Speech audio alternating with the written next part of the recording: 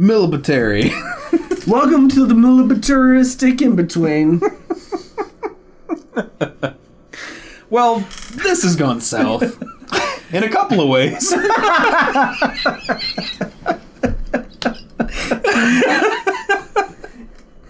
Yeah, the southern rapist was not the best voice for the priest. That's where Well, I guess he's a are. pastor. I mean, he's not Catholic. That's true. He might be Presbyterian. Yeah. He's got that nice turtleneck. Like Catholics do. And that long sash. Like Catholics do. Well, then. Spotlight!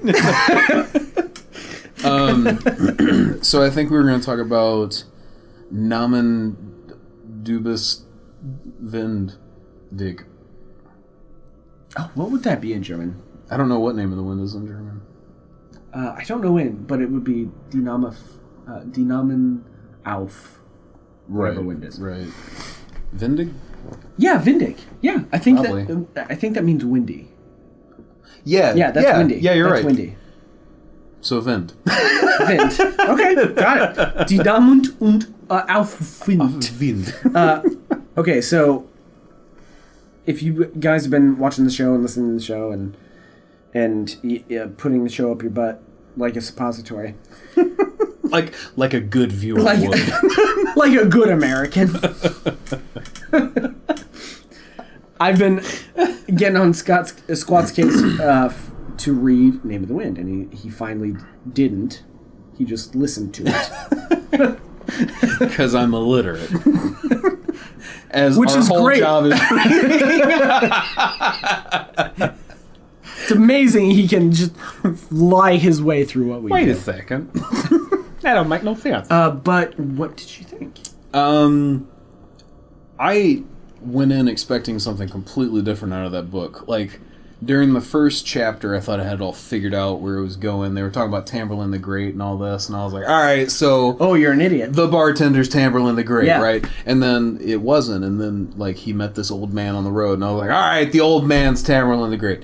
And then it keeps going, and I'm wrong. Like, and that book... This is going to sound bad, but I'm going to bring it back around. Okay. Nothing happened. But everything was fucking interesting. Right. The whole entire world was so cool. He's got this, like, whole world built up, how the magic works, how the people interact, the towns, how people travel, like, everything. This university and how it runs, all the rankings, the money, the currency, everything is so well figured out. And it's like the first book of The Dark Tower, where nothing really happens, but it sets up for the story.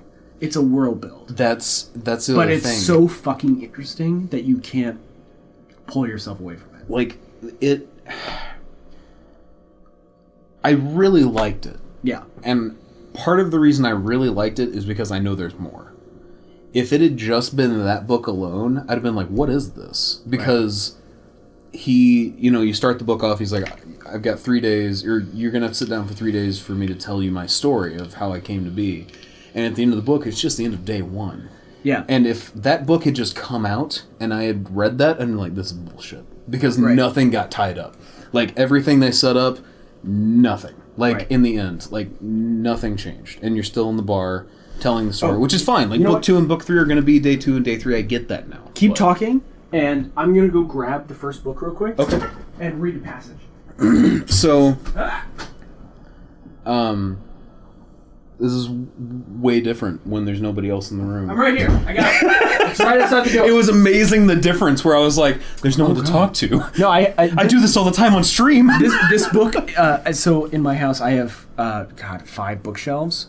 6 bookshelves. And one of them I call my intimidation bookshelf. Right, yeah. And this book lies on my intimidation bookshelf because this is the first book I ever had in California. Mm-hmm. So I'm going to try to find this passage because it perfectly says that. Oh, and did you notice that in this book, when it's in the first person, have you noticed the music and the rhyme? Because there's so much internal rhyme and musicality in the writing because he's a musician. He's a Damaru, right? And well, maybe that was kind of ruined by the audiobook. Right. But because like of how the if you person spoke. read it and you sit down and you really in your mind you're hearing this and it's so musical and it's so poetic and it's amazing. There's so much internal rhyme and it just builds on itself. It's amazing. I think you would love to sit down and read these words. I know I would. Like, I would absolutely love to read this book, but I do, like, all this shit that... I read really slowly, too. Yeah. So, like, even reading a book is kind of, like, slightly intimidating, where I'm like, I'm just going to listen to this on my commute, because I'll get all the information or whatever. So, and I learn better audibly anyways, so I actually remember most of the book. Right. So I found the passage. It's a very long passage where he's explaining like where he finally speaks his name, his true name again. Sure. And it's a very long passage, so I'm not gonna read the whole thing, but I'll read the last paragraph. I have stolen princesses back from sleeping barrow kings. I burned down the town of Trebon. I've spent the night with Felurian and left with both my sanity and my life. I was expelled from the university at a younger age than most people are allowed in. I tread paths by moonlight that others fear to speak during the day. I have talked to gods, loved women, and written songs that made minstrels weep. You may have heard of me. Holy shit. And in the second book, you see some of that stuff happening. Cool. And it just builds on itself. It's fucking gorgeous. And, oh, hey, Kendall. Hello. Hey. Scott. That was Kendall. The newest addition to my family. She grew up quick. Yeah, real quick. But this book is so musical. And okay, I will say this. In this in-between, I want to... Can you throw up links to Patrick Rothfuss's website? He's an incredible author. Please read his books. Please support him. And he does this great charity called Word Builders. It's for a great cause. He does a lot of great charity work. He's such a kind man. He does so much, not only for everyone's imagination, but for everyone's life. He's a great man, and I can't thank him enough for what he's done for me personally and what he does, for the word, for the whole world and the word itself. Right. He's a genius. Yeah. I cannot state that enough. He is one of my favorite people on the planet. Yeah, and he's a fantastic writer. Like I said, I enjoyed all of the book. I was just like waiting for some of the stuff they set up in the beginning to pay off or like turn into something. Well, and the only moment it does is like the very last moment when that stumbling man comes in and he's speaking and nobody can really understand what he's saying and they have to beat him to death with an iron rod and it's like, what just happened? And then the book ends and it's like, okay, cool. Like day one. Day one's over. Ash and Ember Elderberry. Oh, that's from the second book. There's this this kind of sing-songy rhyme that Bass does in the second book that I just want to like tattoo on my back or something. Ash and Ember Elderberry. It's such a cool spoken word poem, and it's so sing-songy. It's like Ring Around the Rosie-esque. Okay. And it's just beautiful. It's beautiful. And it gave me, it was the first time I realized, oh, there's elderberry liquor. And then I tried St. Germain's and I was like, yeah, I can get down with this shit. Yeah, I'm fucking bassed as hell right now. But yeah, it's fantastic. Well, that's the other thing that is really interesting at the end of the book is they're all in bed. And oh my god, I can't remember his name because I'm awful with names. Quoth? No, Chronicler? The Chronicler. He has gone to bed for the night. He pushed a dresser in front of the door because he's afraid of that man that came in to attack them. And all of a sudden he wakes up and Bast is in there and the dresser's still in place. And all of a sudden you get a flood of information about Quoth. About how he can't... Bast came in through the window.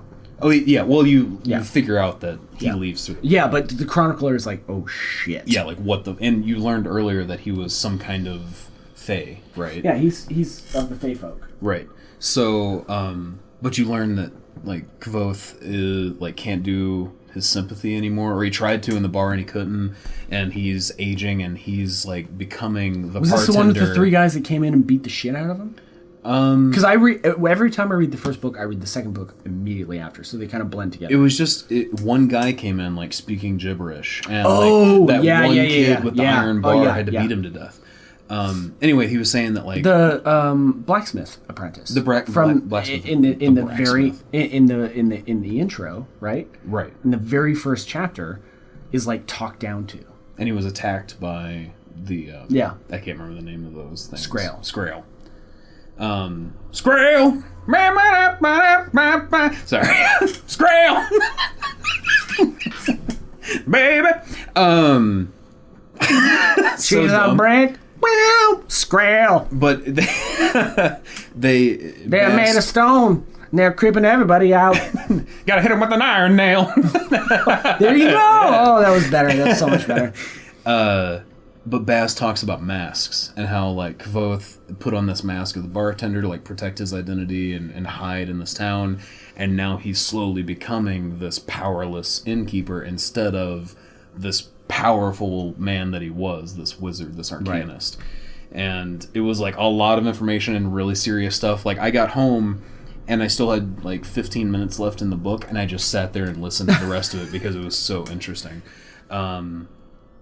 But yeah, like all the in between, the story that he's telling is really cool about his past and his relationships and the people he knew and how he got into the university. Almost got kicked out twice already. Was whipped on the horns. Yeah, all on the horns with the like council, the and headmaster, stuff, like, the headmasters with what he did with the burning foot and all that stuff. Yeah, just everything he's done. And at the end of that story, at the end of this book, he's like, "That's a good place to start." And it's like, what? Yeah. Well, and that's really important that Bass came in and did that, because that's going to be a really good lead into the second book. Because, I mean, this book, the first book was The Name of the Wind, right? Mm-hmm. And you have that knowledge of namers.